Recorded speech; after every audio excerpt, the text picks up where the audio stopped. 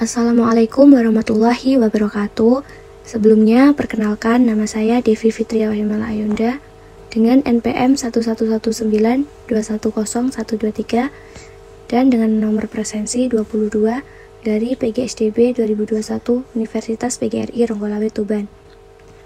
Materi yang akan saya jelaskan yaitu tentang cahaya dan penglihatan pada mata pelajaran IPAS kelas 5 bab 1 Cahaya dan Penglihatan. Baik, langsung saja ke materi. Cahaya adalah gelombang elektromagnetik atau bentuk energi yang dapat ditangkap oleh mata. Sumber cahaya adalah cahaya yang berasal dari semua benda yang menghasilkan cahaya sendiri. Sumber cahaya dibedakan menjadi dua. Yang pertama, sumber cahaya alami, yaitu sumber cahaya yang tidak dibuat manusia. Contohnya matahari, bintang, dan kunang-kunang. Yang kedua, sumber cahaya buatan, yaitu sumber cahaya yang dibuat manusia. Contohnya api, lampu, senter, dan lain-lain. Kita tidak dapat melihat apapun tanpa cahaya. Berikutnya yaitu sifat-sifat cahaya. Cahaya merambat lurus, cahaya tidak akan dibelokkan ketika merambat apabila tidak ada penghalang di depannya. Yang kedua, cahaya menembus benda bening. Hal ini bisa terjadi karena benda bening mampu meneruskan cahaya. Cahaya dapat dibiaskan ketika cahaya tersebut melewati dua medium yang berbeda. Cahaya terbiaskan karena melewati dua medium yang tidak sama kerapatan optiknya. Kemudian, cahaya dapat diuraikan. Penguraian cahaya putih menjadi cahaya warna-warni. Cahaya matahari yang biasanya terlihat putih sebenarnya terdiri dari beberapa warna atau yang disebut dengan spektrum warna. Munculnya pelangi adalah cahaya matahari diuraikan oleh butir-butir air. Cahaya dapat dipantulkan ketika cahaya mengenai permukaan yang datar dan licin. Cahaya akan mengalami pemantulan teratur. Jenis pemantulan cahaya ada dua.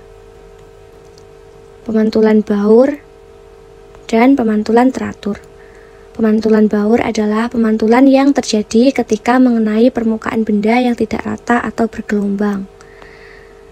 Pemantulan teratur terjadi ketika cahaya mengenai permukaan benda yang rata, licin, dan mengkilap seperti cermin. Gambar ini adalah contoh dari pemantulan baur, dan di sebelahnya adalah contoh pemantulan teratur.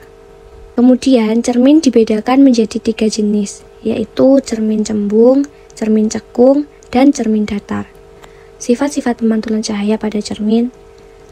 Yang pertama, pemantulan cahaya pada cermin datar bersifat teratur. Bayangan yang dibentuk pada cermin datar memiliki ukuran dan jarak yang sama dengan ukuran jarak benda. Kemudian, pemantulan cahaya pada cermin cekung bersifat mengumpulkan cahaya. Bayang yang dibentuk pada cermin cekung terbalik dan lebih kecil daripada benda aslinya. Kemudian pemantulan cahaya pada cermin cembung bersifat menyebarkan berkas cahaya yang dipantulkan. Bayangan yang dibentuk pada cermin cembung adalah lebih kecil dan tegak. Mata sebagai indera penglihat.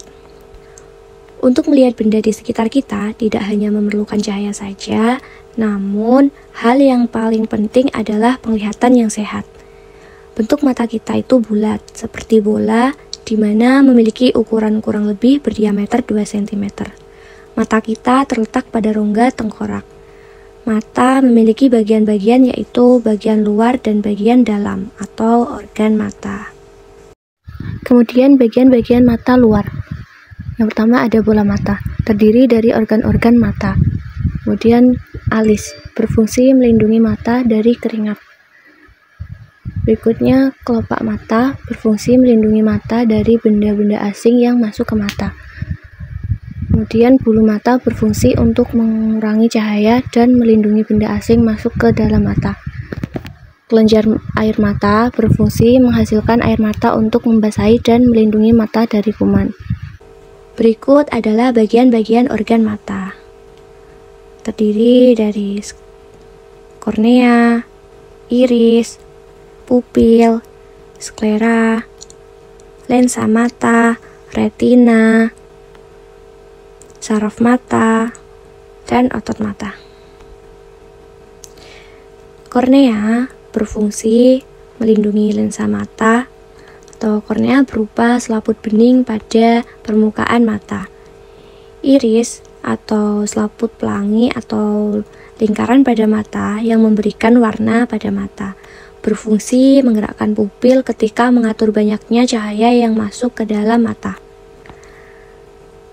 Pupil atau bulatan berwarna hitam yang terletak di tengah mata berfungsi mengatur banyaknya cahaya yang masuk ke mata. Sklera atau bagian putih mata berfungsi untuk melindungi bagian-bagian penting pada bola mata. Lensa mata berbentuk cembung berfungsi memfokuskan cahaya agar diterima dengan baik oleh retina. Kemudian retina atau selaput jala berfungsi membentuk bayang-bayang yang selanjutnya dibawa menuju ke otak. Bagian retina yang peka terhadap cahaya disebut bintik kuning. Kemudian saraf mata atau saraf penglihatan berfungsi menghubungkan saraf di retina dengan otak. Otot mata berfungsi mengatur gerakan kedua bola mata. Kemudian ada cara kerja mata. Yang pertama, ketika kita melihat objek sebuah benda. Yang kedua, cahaya pada benda tersebut akan masuk ke mata melalui kornea dan cahaya diatur oleh pupil. Ketiga, selanjutnya lensa mata mengarahkan cahaya sehingga bayangan benda jatuh pada retina. Kemudian yang keempat, ujung-ujung saraf yang ada pada retina akan menyampaikan bayangan benda di otak. Yang kelima, setelah diproses di otak, maka kita dapat melihat. Kemudian pemeliharaan kesehatan mata. Untuk memelihara kesehatan mata, selain kita harus makan makanan yang mengandung vitamin A, kita juga harus melakukan hal-hal berikut, yaitu membaca dan menulis di tempat terang, membaca dan menulis dengan jarak 30 cm, kemudian menghindari membaca sambil tiduran, menonton TV dengan jarak yang terlalu dekat, terlalu lama menggunakan gadget, dan lain-lain. Makanan yang bagus untuk memelihara kesehatan mata diantaranya ada tomat, pepaya, dan wortel. Materi berikutnya yaitu kelainan pada mata. Ada rabun jauh, ada rabun dekat, ada rabun tua, rabun senja, dan lain-lain. Rabun jauh atau miopia. Rabun jauh adalah kelainan mata yang menyebabkan seseorang tidak dapat melihat benda jauh dengan jelas. Rabun jauh disebabkan bayangan benda jatuh tepat di depan retina. Penderita rabun jauh dapat dibantu dengan menggunakan kacamata berlensa cekung. Kemudian rabun dekat atau hipermetropia adalah kelainan mata yang menyebabkan seseorang tidak dapat melihat benda dekat dengan jelas. Rabun dekat disebabkan bayangan benda jatuh tepat di belakang retina. Penderita rabun dekat dapat dibantu dengan menggunakan kacamata berlensa cembung. Rabun tua atau presbiopia. Rabun tua disebabkan kemampuan daya akomodasi yang lemah dan umumnya diderita oleh orang lanjut usia. Penderita rabun tua dapat dibantu dengan menggunakan kacamata berlensa rangkap, yaitu gabungan lensa cembung dan cekung. Kemudian, rabun senja adalah kelainan mata seseorang tidak dapat melihat dengan jelas pada sore hari. Rabun dekat disebabkan karena kurang makanan yang mengandung vitamin A. Untuk mengatasinya, cukup dengan banyak mengonsumsi makanan yang mengandung vitamin A. Kemudian ada penyakit pada mata. Yang pertama ada mata merah atau konjungtivitis. Mata merah disebabkan oleh virus. Ciri-ciri mata merah adalah peradangan pada kelopak mata sehingga menjadi merah, bahkan bola mata akan membengkak dan nyeri disertai produksi kotoran yang berlebih. Kemudian trakom. Trakom disebabkan oleh bakteri. Ciri-ciri trakom adalah selaput mata berbintik-bintik merah.